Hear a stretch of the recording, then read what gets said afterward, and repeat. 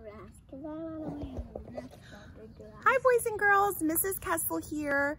In today's lesson, we are continuing what we started last week. Last week, we started talking about Earth Day and how we all have a part to play with protecting the environment, which is our planet and all the things on it, including things that are alive and things that aren't. So as you just read in our story, A River Ran Wild, we have a problem on this planet with water pollution. So that could be rivers being polluted by people. And remember, pollution means when there's things in the water or air that aren't supposed to be there and that are harming, which means hurting the living creatures that live in the water or around the water or that use the water. So today you guys are gonna do at home a little experiment with how do we clean up a polluted body of water? So I have my helper here today. I have Charlie with me, and that's my son, and he is gonna help show you how you can pollute a body of water, and then we're gonna have to figure out a way how to clean it, okay? So let's take a look. So Charlie, say hi to everybody. Hi.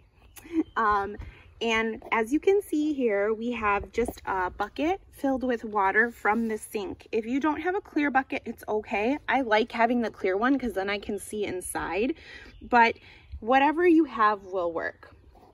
So this water is really clean, just like it was when the Native Americans first settled on the Nashua River. But as we heard in the story, then people came and it got dirty. They dirtied it up. So Charlie is gonna help me to dirty it up. So first we're gonna put some things in the river that would normally be in the river. So we're gonna put some sand in the river. Charlie, can you dump the sand in the river? Yeah. Here's the sand. You wanna dump that in? Okay, go ahead, gentle. Go ahead. And you can see that the sand, that's good. The sand immediately starts settling on the bottom. It makes the water look a little dirty, but it just goes to the bottom. And that's just sand from our sandbox. Then there would also be rocks.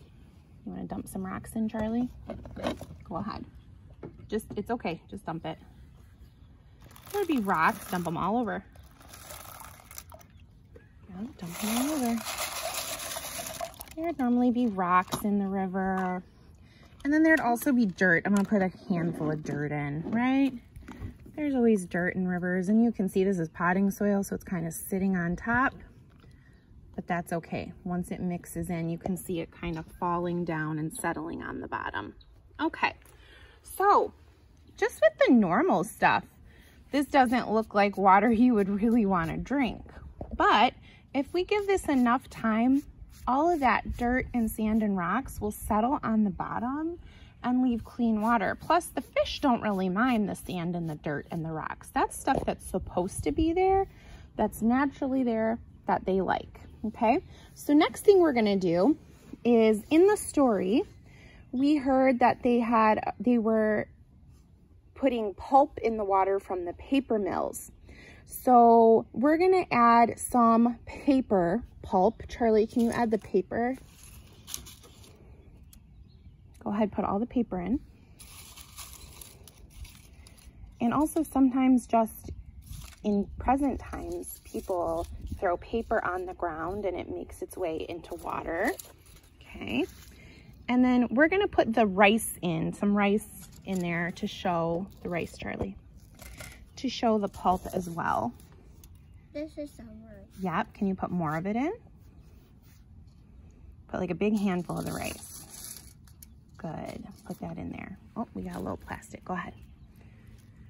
Yeah, put that pulp in there, good. So this is just rice like you would cook and eat. We just took a little handful and put it in there. Okay, and then they said they also had a problem with the fabric mills were adding dye into the water. So I have some food coloring here. I'm gonna add some blue dye. And then I'm gonna add some red dye because it said every day it was a different color. Just putting a couple drops here and there. Okay. And then it also said that the river stank. It had a bad smell. So something I know that has a bad smell. Let me open it up. Oh, I'm gonna put the phone down for a second. There we go. One thing I know that has a bad smell is vinegar. So I'm gonna put some vinegar in this water. Ew. Oh, does it stink? Yeah, it's stinky. Vinegar doesn't smell too good. Charlie, would you want to drink this water? No. And then also, sometimes, a lot of times in our water, we end up with oil in our water. Oil from our cars, oil from boats. So this is not the car oil, it's vegetable oil, but I'm going to add it in here to show how oil can pollute water too. And do you see how it bubbles on the top? Oil sits on top of the water, which makes it especially dangerous for animals because every time they come up for air or if a bird goes into the water to catch a fish, that gets on them and it's really hard to get off. They can't do it on their own. So that's dangerous for animals. And then over here, we just have some other pollution stuff. We have plastic that, you know, even when you put it in the garbage, sometimes gets blown away and blown into water. I talked to you before about how I wear contacts, and this is what my contacts come in. I use one of these for each eye every single day. So every year that's over 700 of these. We have just some sticks, some grass, some more paper, and then some coffee. So Charlie, you want to tip all this in there for me? Go ahead and dump it all in. Okay, so now we've got a really polluted body of water. You can see, bless you, you can see that the color has changed. You can see that there's garbage on it. You can see the oil sitting on top. And if you look down, you can still see the sand down there, the layer of sand. So here's your job today, boys and girls. Your job today is to find a way to clean this water because this is a real problem that we have. We have polluted ponds, polluted lakes, polluted streams and rivers, and even our oceans are really polluted. And as humans, we have to find a way to reverse the damage that we've made. So, you know, normally our rivers should be clean, but when humans come along with all of our garbage and all of our waste, we can hurt the water. And when we hurt the water, we hurt the animals that are in it. We hurt the animals that use the water for drinking. We hurt the plants that are in it, and we hurt ourselves.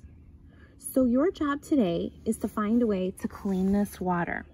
So it should be clean enough to drink if you've been successful. Now, don't drink it unless the parent says you can, but take a look.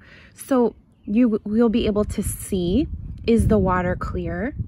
Nope. Do I still see oil sitting on the water? Do I still see garbage sitting on the water? And you'll give it a smell. Charlie, does that smell like clean water right now? No. It smells like vinegar and coffee, doesn't it? And yeah, it's stinky. Yucky. It smells yucky. Okay. So boys and girls, what you are going to do is you're going to use any tools you can find in your house. So some ideas might be coffee filters, spoons, tweezers, sponges. How are you going to clean this body of water? And I want you to take pictures. I know that wouldn't work. What wouldn't work? Telescopes. Soaps wouldn't work, you don't think? No, Oh, a telescope? Yeah, a telescope, that's for seeing. That wouldn't work. You're right. So I want you to take pictures as you use each item. And I want you to use the document that I've put in the slideshow to tell me what tools you tried and if they were effective or not. So if they worked or not. So if you chose to use a sponge, did the sponge clean the water? What did it clean out of the water? Did the sponge take the plastic out of the water? Did it take the oil out? What did it take out? Okay. And you're going to report your findings to me. I hope together we can come. Dirty water. Yeah, we want to get the dirt out of the water, but we want to leave the water. So I hope together we can find a solution for for how to clean our water and restore it back to the way it was meant to be. I can't wait to see the wonderful ideas you come up with, and maybe your idea will be the one that changes the world. Bye.